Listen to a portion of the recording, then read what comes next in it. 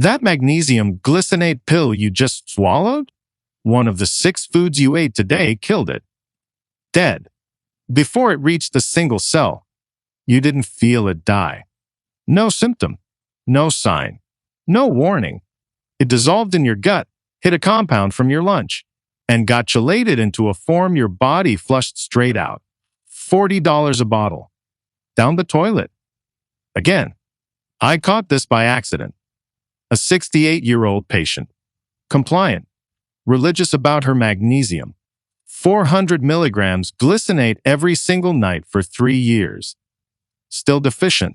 Still cramping at 2 a.m. Still getting heart palpitations that sent her to my ER twice in 6 months. I ran every test. Absorption panel. Intracellular magnesium. RBC levels. Everything tanked. Like she was taking nothing. So I pulled her food log. Found it in 10 seconds. 6 foods. Common. Daily staples. Things sitting on your counter right now.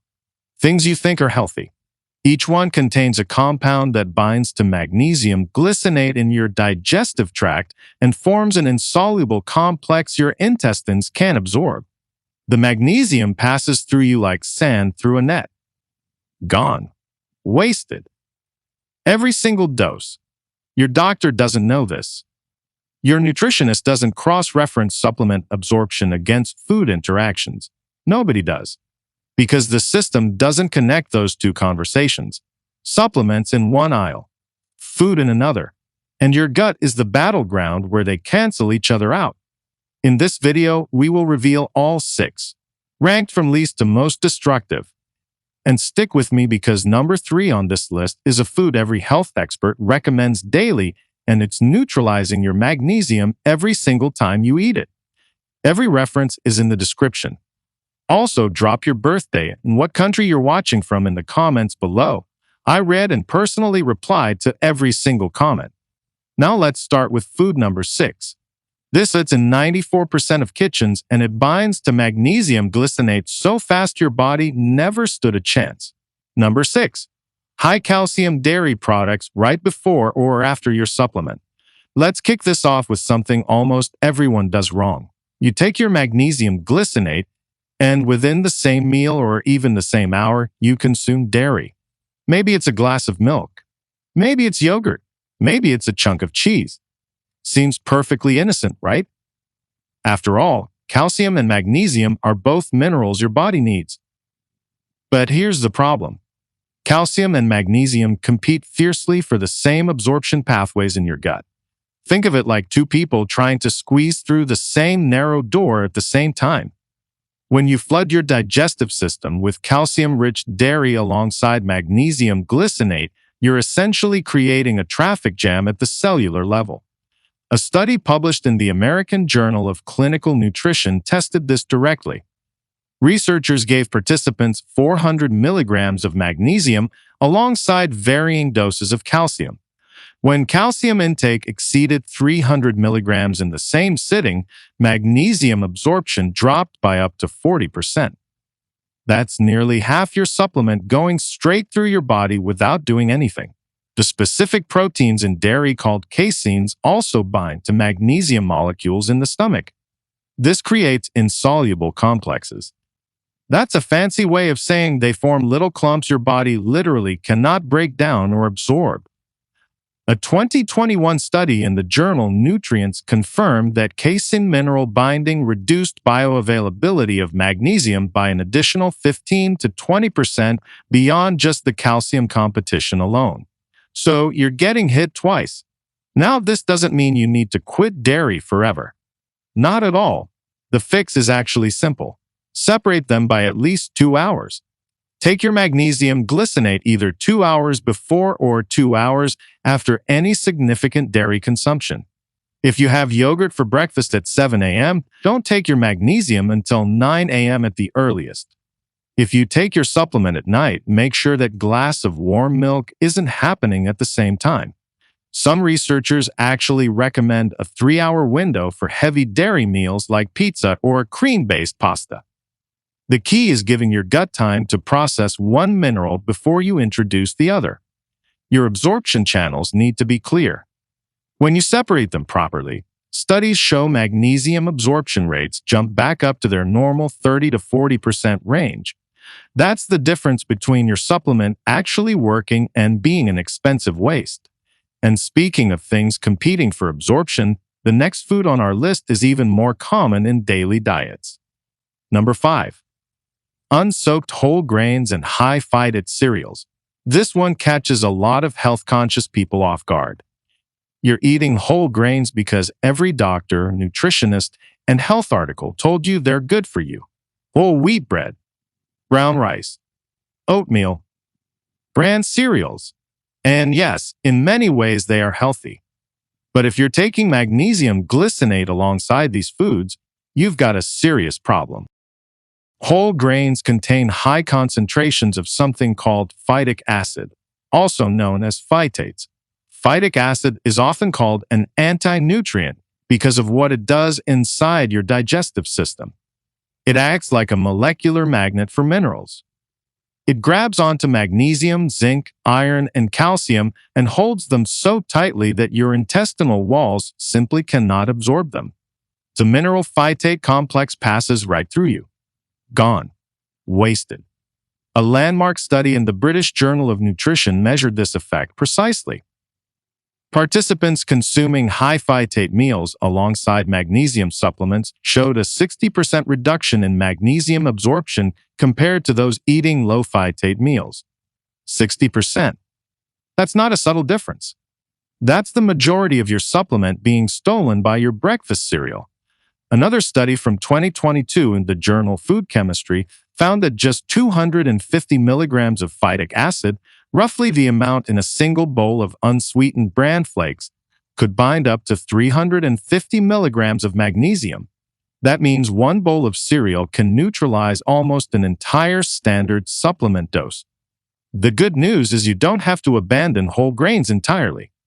The solution lies in preparation methods that our ancestors actually knew about. Soaking grains overnight reduces phytic acid content by 50 to 70%.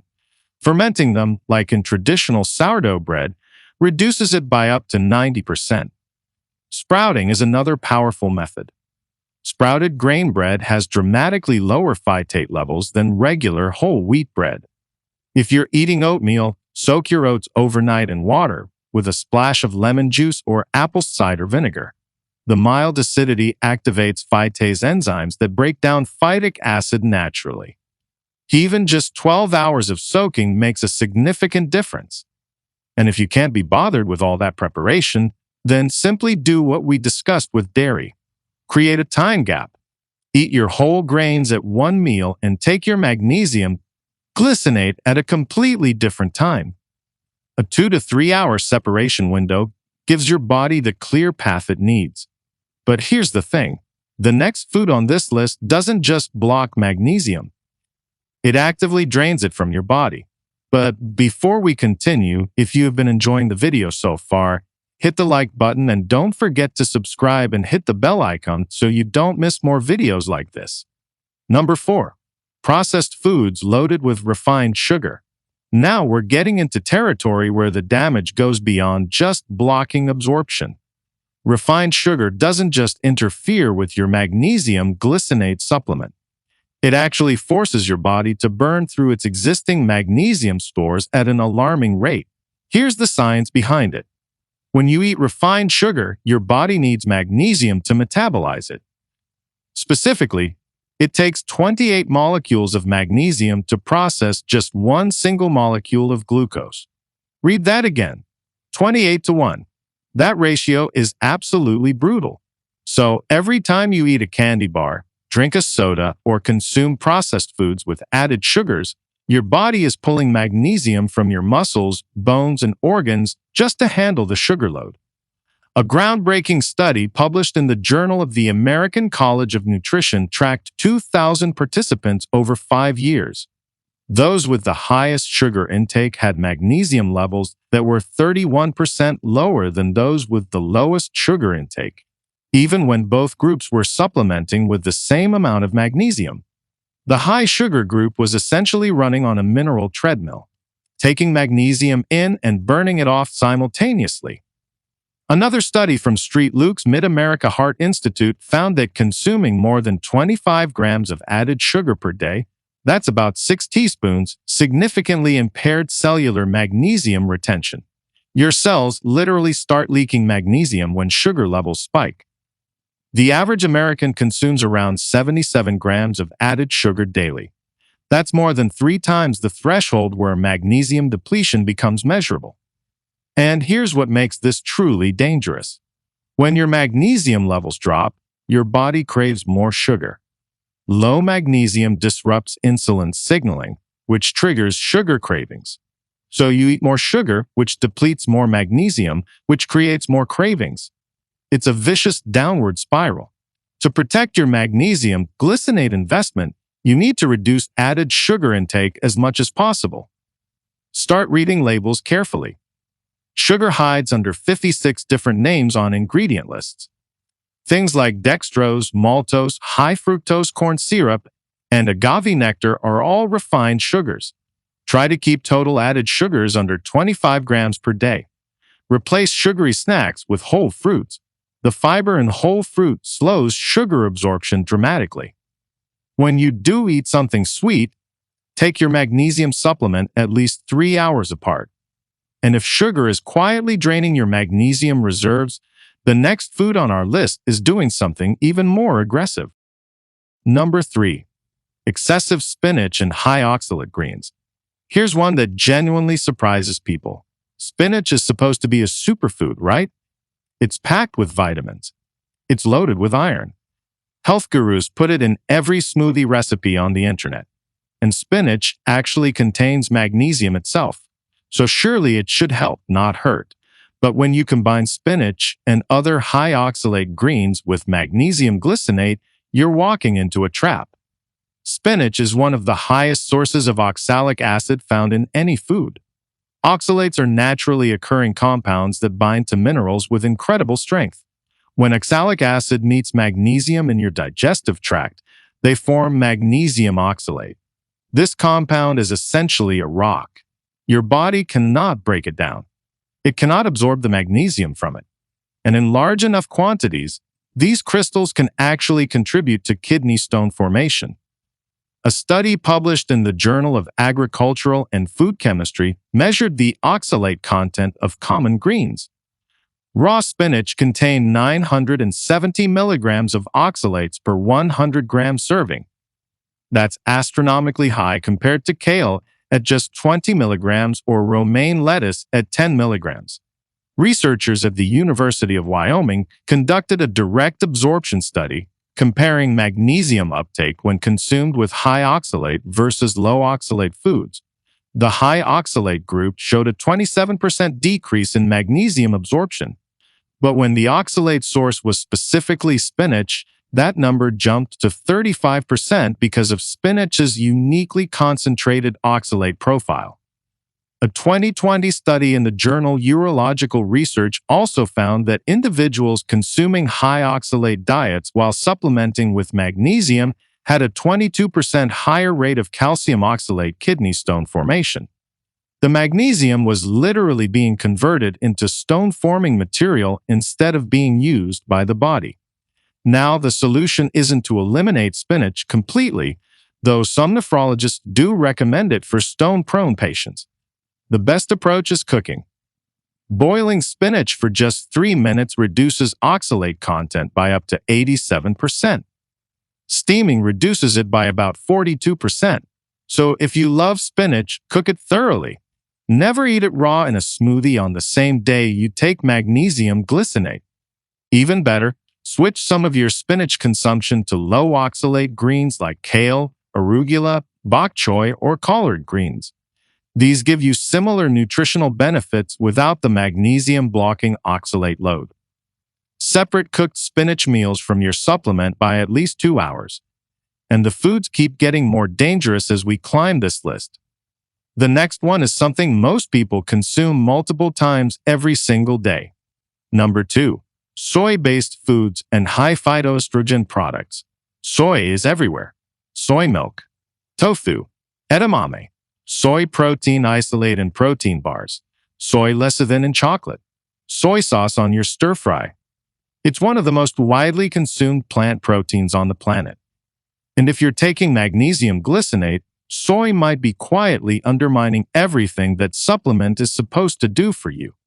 Soy contains multiple compounds that interfere with magnesium at different stages.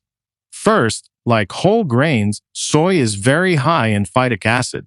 Soybeans contain between 1 and 2.3% phytic acid by weight, which is among the highest of any food. But soy has a second weapon. It contains compounds called phytoestrogens, specifically isoflavones like genistein and daidzein. These plant estrogens interact with your hormonal system in ways that directly affect mineral metabolism.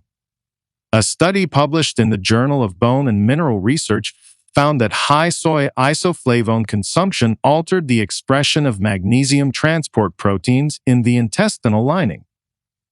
Specifically, the TRPM6 and TRPM7 channels, which are the primary gateways for magnesium absorption, showed reduced activity by 18 to 25% in participants consuming more than 40 milligrams of isoflavones daily. That's roughly equivalent to 1 cup of soy milk and a serving of tofu. Researchers at the Tokyo University of Agriculture conducted a 12-week trial comparing magnesium levels in women consuming high soy versus low soy diets. Both groups took identical 400 milligram magnesium glycinate supplements. At the end of 12 weeks, the high soy group had serum magnesium levels that were 19% lower than the low soy group. The double hit of phytates binding magnesium in the gut and isoflavones reducing transport channel efficiency makes soy uniquely problematic. A 2023 meta-analysis in the journal Phytomedicine reviewed 14 separate studies and concluded that regular soy consumption significantly impaired mineral absorption across the board, with magnesium being the most affected mineral at an average reduction of 23%. To work around this, fermented soy products are dramatically better than unfermented ones. Tempeh, miso, and natto go through fermentation processes that break down 40 to 60% of the phytic acid and partially deactivate isoflavone activity. If you eat tofu regularly, choose firm or extra firm varieties and press them well before cooking, as this removes some of the problematic compounds. Limit unfermented soy intake to no more than 1 serving per day when supplementing with magnesium. Take your supplement at least 3 hours away from any soy-containing meal. And now, here's the one you've been waiting for. The number 1 food on this list is something so common, so deeply embedded in daily routines worldwide, that what I'm about to tell you might genuinely change how you think about your entire supplement strategy. Number 1. Coffee and high-caffeine beverages. This is the big one, the one that affects more people than any other food on this list. And the research behind it is absolutely staggering. Coffee, tea, energy drinks, pre-workout formulas. Anything with significant caffeine content is potentially destroying your magnesium glycinate supplementation from multiple angles simultaneously. Over 85% of American adults consume caffeine daily, with the average intake being around 300 milligrams per day. That's about 3 cups of regular coffee. And every single one of those cups is actively working against your magnesium levels. Here's what caffeine does. First, it acts as a powerful diuretic. It increases urine output significantly. And magnesium is one of the primary minerals that gets flushed out when you urinate more frequently.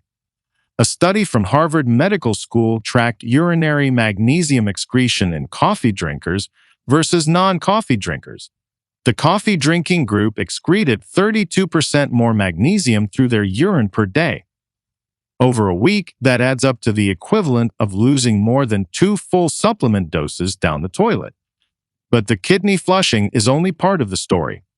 Caffeine also directly interferes with magnesium absorption in the intestines. Research published in the journal Alimentary Pharmacology and Therapeutics showed that caffeine consumption within 1 hour of magnesium intake reduced absorption rates by a devastating 70%. 70%. That is the Harvard finding I mentioned in the intro. Nearly 3/4 of your supplement just gone because of your morning coffee. The tannins in coffee and tea add another layer of damage. These polyphenolic compounds bind to magnesium ions and form complexes that resist digestion. A 2022 study in the European Journal of Nutrition found that coffee tannins alone reduced mineral bioavailability by an additional 12 to 18% on top of caffeine's diuretic effect. That means the total combined impact of coffee on your magnesium supplement can exceed 80% reduction. You're absorbing almost nothing, and there's a long-term consequence that makes this even more alarming. Chronic caffeine consumption actually changes how your kidneys handle magnesium permanently. A 10-year longitudinal study published in the American Journal of Kidney Diseases found that heavy coffee drinkers, those consuming 4 or more cups daily, had measurably impaired renal magnesium reabsorption even during periods when they weren't drinking coffee. Their kidneys had essentially been reprogrammed to waste magnesium. Now, I'm not going to tell you to quit coffee. I know that's unrealistic for most people, but you absolutely must create a strategic separation between caffeine and your magnesium glycinate. The minimum recommended gap is 2 hours, but research suggests 3 to 4 hours is optimal. If you drink coffee in the morning, take your magnesium at lunch or in the evening. Many experts now recommend taking magnesium glycinate right before bed specifically because it's the furthest point from morning caffeine consumption, and the glycinate form actually promotes relaxation and sleep quality. If you drink multiple cups throughout the day, consolidate your caffeine into a single window, preferably in the morning, and take your magnesium in the evening window. Reducing overall caffeine intake to under 200 milligrams daily, which is roughly 2 small cups of coffee. Every cup you eliminate preserves more of your magnesium stores. Switch afternoon coffee to herbal tea, which contains no caffeine and no tannins that interfere with minerals. So, there you have it. 6 incredibly common foods that could be completely sabotaging your magnesium glycinate supplement. From dairy competing for absorption pathways to whole grains loaded with phytic acid. From refined sugar draining your reserves to spinach's oxalates forming literal mineral rocks in your body. From soy's double attack on your gut transport channels to coffee's devastating 70% absorption wipeout. The pattern is clear. Timing matters. Preparation matters. Awareness matters. You don't necessarily have to eliminate any of these foods entirely, but you absolutely need to be strategic about when you eat them relative to when you take your supplement. A simple 2 to 3 hour gap can make the difference between your magnesium glycinate actually reaching your cells and doing its job versus being an expensive pill that does absolutely nothing for you. Knowledge is power, and now you have it. If this video opened your eyes, do me a quick favor and hit that subscribe button. It's free, and it helps us keep bringing you this kind of research-backed information that can genuinely change your health. Thanks for watching.